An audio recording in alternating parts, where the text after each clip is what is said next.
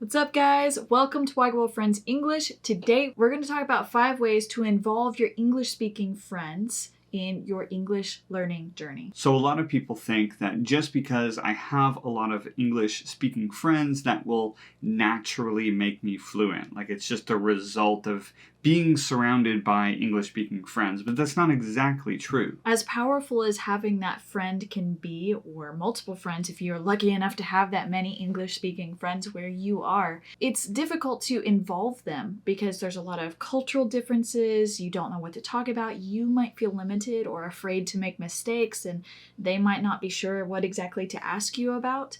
So there's a few things that you can do in order to make conversation happen so that you guys are practicing English back and forth and you are mutually learning from one another and one another's cultures. Right. So here are 5 ways that we've thought of that you can do that with your friends today. The first one is to ask good questions. A lot of times as language learners, we get so used to the normal way of greeting somebody or asking questions. And even with our national friends, it's really hard to step out of that kind of rote, memorized pattern and actually get to deep relationships and actually ask good questions. Like not just, how was your summer? But what was your favorite part of the summer? Like, how about you? Or I'm fine, thank you, and you? Those are memorized patterns. And though memorized patterns have a lot to do with language, at the same time, they allow no flexibility that comes in natural language learning. Right. And with natural English flow, language flows and is flexible and ebbs and moves,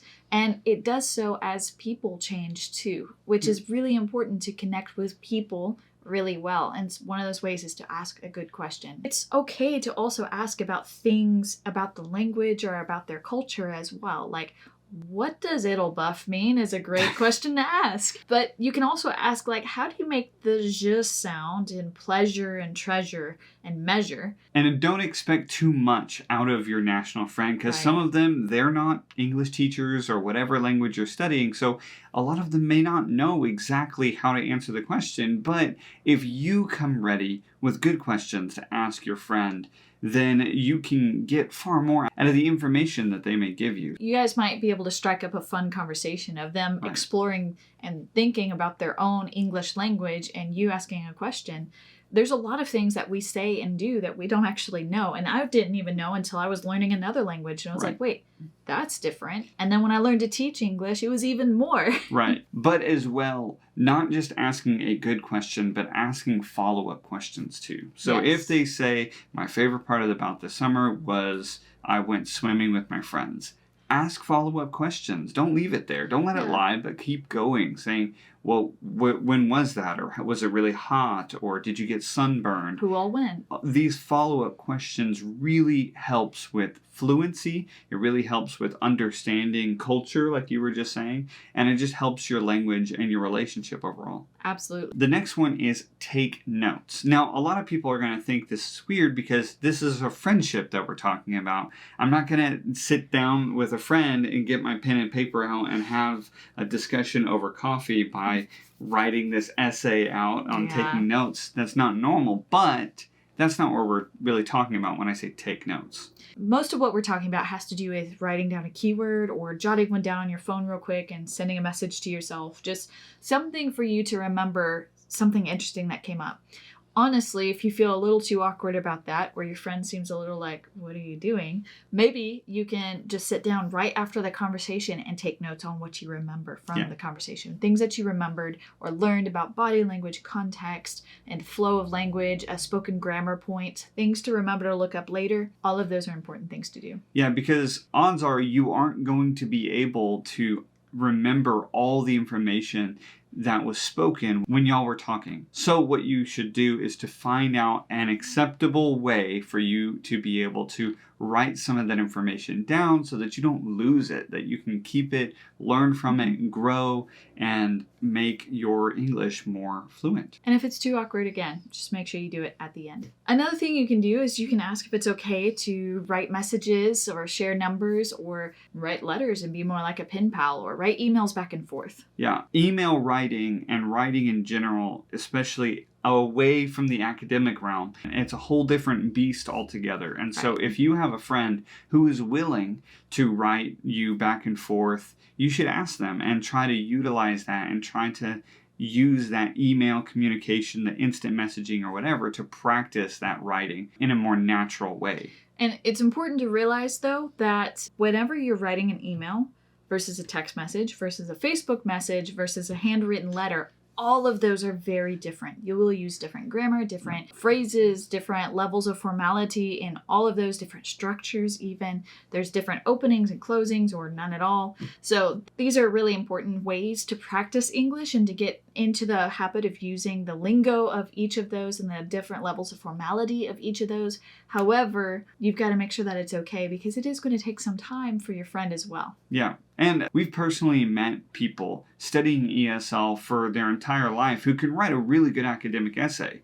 But when they were pushed into writing emails every day for business, it was really hard for them. Yeah. And so for you to be able to acquire that skill while also talking to your friend, you need to make sure that they can set aside enough time to have these back and forths over email or instant messaging. Right, and don't be afraid to ask. A lot of Americans are more than happy to do that. So the next one is to ask your friend to set up a scheduled Zoom call or FaceTime or Skype, or Marco Polo is another application, something where you can actually see each other's faces. So the idea here is that you're seeing one another, you're able to communicate using body language or facial expressions, and this is a great way to practice speaking at distance. Right. We get it that sometimes our friends are far away, but that doesn't mean that your learning and your relationship has to end. You just have to change it a little bit. Set up a weekly time.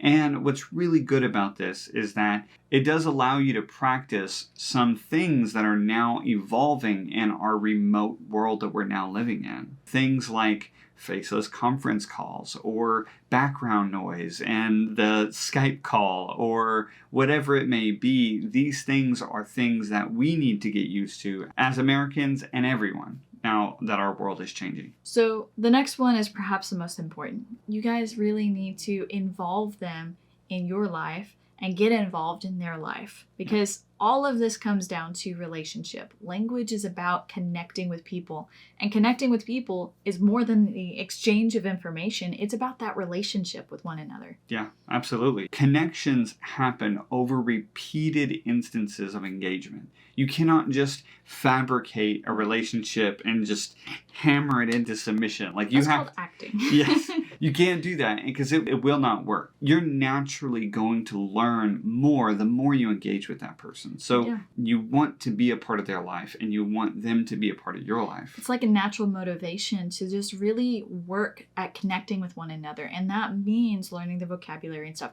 This is the reason people want to date internationally to learn a language. They want to date somebody from that language. But with a friend, that's not the goal. Your goal is not to make them talk to you. And your goal is not to make them teach you English or make you fluent. Your goal is to get to know them as a person so that you can care for them, so that you can walk with them in life and participate in this journey of life together. Language should just be on the side. Yeah. Like the person is more important than your skill in the language. But a natural byproduct of that relationship is going to be the growth that happens for both of you, for understanding each other's cultures and also understanding each other's languages. Yeah, and part of this is just walking up to your friend sometimes and saying, I need help. And also going up to your friend sometime and say, can I help you? And sometimes there's a little bit of uncomfortable feelings to do that, to say, I don't want to put you in a bind by me asking for help or something like that. And I get that. But there's also an element that that's what relationships are, is that we get in each other's life, we get in each other's business, and we develop a relationship lovingly, not forcefully, like you were saying, that we try to care for our friends and we try to help them any way we can. Right. Information is great, but it's the people that matter. Yeah, which means sometimes instead of going out for coffee and sitting down and talking for 2 hours about this weird English thing that you heard the other day. Sometimes your English practice can just be sitting and playing video games with your friend when you're not really saying that much at all. Or taking their kids so that they can have a date night. It's not about acquiring as much information as you can, but it's about developing that relationship. Absolutely. That is the point of learning language, after all. All right, guys, that's it. So these 5 easy ways that you can apply right now are things that you can do to not only strengthen your relationship, but also involve your friends in your English language journey, which is a joy. Which is a joy. It should be a joy. It shouldn't be a means of taking from them so that you can be better. It isn't a means of, oh, I need to have enough friends so that I get enough so that I become better and better and better.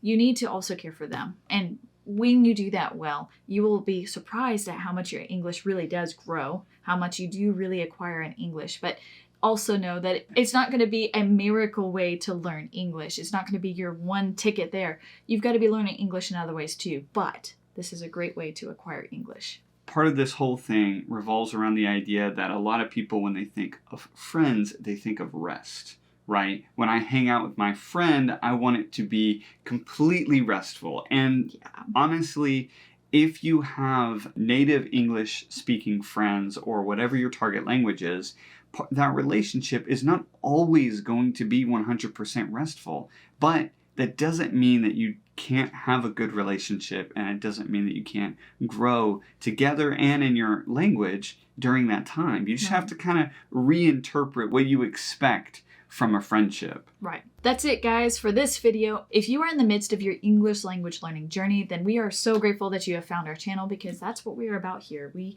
give lots of free content here using in-context English. So we don't just focus on the vocabulary words, but we try to put them in context for you. We have loads of listening practice. We have lots of videos focusing on strategies for studying English most effectively.